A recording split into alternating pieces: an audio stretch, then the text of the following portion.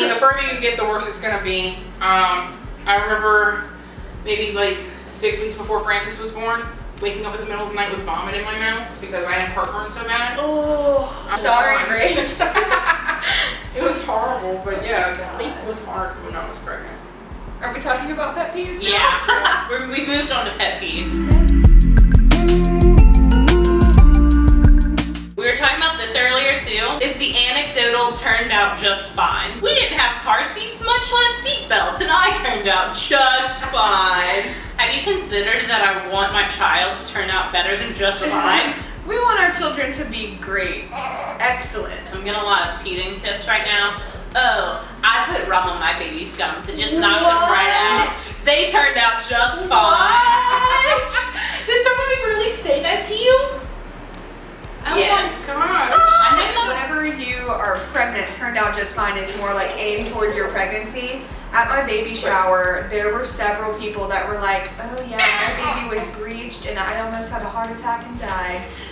But it turned out just fine. Like they're like telling you about all these horrible things that could possibly happen, but it turned out fine. Like, what is it about like being pregnant and everyone having to tell you their horror stories about pregnancy and childbirth? It's literally like they just kept it all inside of them, and they're like using you as it's like catharsis for them to talk about this horrible trauma that happened. And it's like, this is not, I want this to be like a positive Environment. Positive atmosphere Yes. around my pregnancy. Stop telling me about all this god awful stuff that happened to you. Yeah. I mean, I tell anybody who will listen about my pregnancy. Are you feeling a little headachy? How's your blood pressure? You look really swollen. God, let me tell you how horrible. Every woman in my family had gotten like enormously pregnant.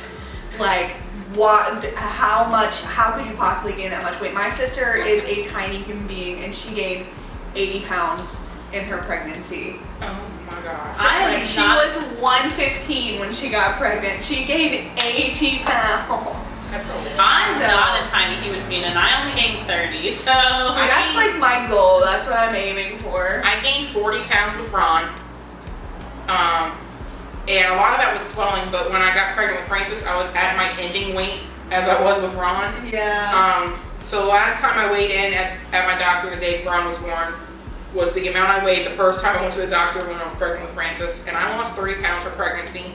Well, And I didn't really mean to do it, but I was tracking what I was eating, so I didn't go overboard because with Ron I was like, oh, I'm pregnant, I can do whatever I want. Yeah. That's a common And I gained 40. Like I knew that wasn't true, but I was like, oh, I can have 2 of these instead of just one. Treat yourself. I'm gonna treat myself today, except it was not just today, it was every day. But I remember telling Jim at the beginning, I was like, I cannot gain another 40 pounds. I will have to get my clothes especially made for me. It's so hard It though. is. Like when you're pregnant, you just want to eat whatever You want you what want. you want Like, because the baby wants what they want. and your body is going through so much. You're like, I deserve this third piece of cheesecake. Okay. Another one we were talking about earlier, I like how Melissa phrased it, so I wrote it down. Said, people feel like they're invited into your life and they have a wide open door to give you their opinions. Unless it's a compliment about how cute my baby is, don't talk to me. I don't know if I've ever experienced it from a stranger. Maybe because I just have like RBF. People don't approach you. No, they don't. They'll talk to each other, say, oh, what a cute baby. I'm like, thank you. I got that when he was really little. They'd be like, that's a new one. I'm like, yep, he sure is. But yeah, I've never had anybody like come up to me like in Target and be like, oh, I have had people say, oh, you looks like you got your hands full, but I mean, I do have my hands full. And obviously, like my hair is always like disheveled and I'm like sweaty because there's so much to handle. I think a lot of it is just depending on how many people you're around on a weekly basis, I guess. 'Cause it's not like strangers, but like we go to church, and so I mean, a lot of people are like very good about giving us space and stuff, and letting us make our own decision. But there's always people that just feel that they know because they have children, they can do this. What about like outdated advice too? Like especially like people who had kids 30 and 40 years ago. Thing that bothers me the most is when you have people like in a Facebook group suggest to put formula in bottles. Like baby cereal? Yes. Yeah. That's what I meant. Not formula, baby cereal. rice cereal. That's been scientifically disproven. It drives me absolutely insane. So the theory is the more calories you stuff in them right before they go to sleep, the longer they'll sleep. It's nonsense. People will start saying it in like 2 weeks. I mean, you'd think that would hurt their bodies. Like they would have digestive issues and all sorts of. Babies' guts aren't mature enough to digest food. Yeah. So wow. Even if it's in liquid form. Yeah. So I don't get like parenting advice yet, but it's more just like childbirth advice or pregnancy advice. Because I guess people on both ends of the childbirth spectrum can tend to be very passionate about their side, whether it be natural childbirth or medicated.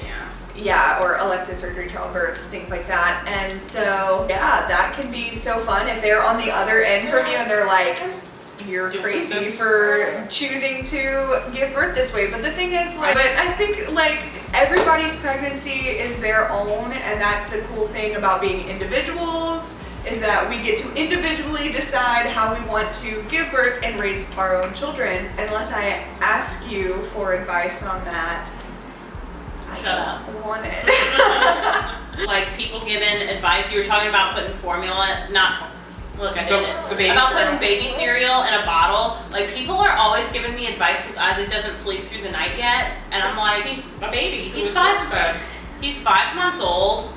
I didn't start off the conversation by complaining that he doesn't sleep through the night. They ask. People will be like, how's he sleeping? So I tell you because you sound curious for some reason.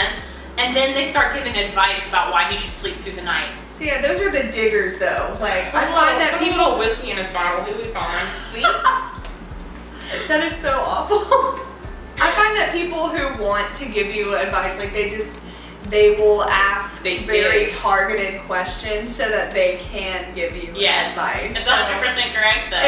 If I feel like, I call them diggers, because they're like digging for something to be able to contribute. So I feel like if I'm picking up that you're a digger, everything is just fine. I'm okay with waking up two times a night still. Like I get enough sleep. Like we're not complaining about it. If I was complaining, I would understand them trying to like give their advice. Oh, definitely the one about. But he doesn't take a bottle, does he? No.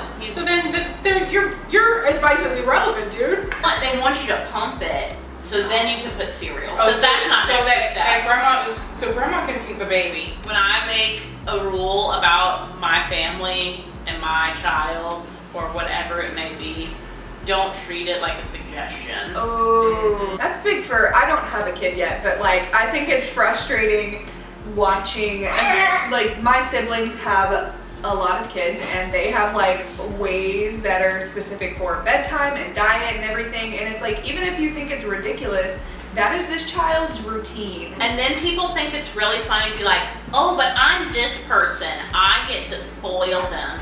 You're not spoiling them. You are messing up their routine. You are. If he doesn't go to sleep at a certain time, he's going to be unhappy for the entire next day. You're not just being silly and like trying to offer my 5-month-old some candy. Like, haha, let's give a 5-month-old a bunch of sugar. Like, his body cannot take it. Like, I don't just say things for fun. Like, there are rules for a reason. It's like disrespectful to the parent. They think it's like they think they're being sweet to the kid, and so I understand, I guess, like where they're coming from, but it's like ultimately that child is not making decisions for themselves. And can't. They need an adult. The parent knows that child's body and schedule and routine and how they sleep and how they eat. And so if the parent tells you not to do something, that should be the ultimate. And it is. It's so devoid of responsibility for that person, because like you don't have to go home with a cranky baby or a baby that now has an upset stomach and won't sleep. Okay, that's all I have for pet peeves. Yeah, do y'all have anything else? Oh man. Do people touch you a lot, Melissa? I don't get a whole lot of touching, and for the most part the people that have touched me are like people that I'm comfortable with, which is great. Yeah, so that hasn't been a big thing, but yeah, I think pet peeves for me is more just like things that my body is doing. Indigestion is the worst. Not being able to breathe after I eat is the worst.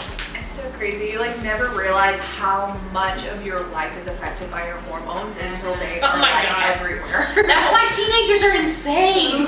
And moms, that's why moms are insane. Why? Hope you guys enjoyed part 2 of this motherhood and pregnancy series, our pet peeves. If you liked this video, give it a thumbs up. Subscribe. Part 2. We have one more of these coming out, and it's the unexpected parts of pregnancy and motherhood. But until then, I will see you guys in the next one. Bye.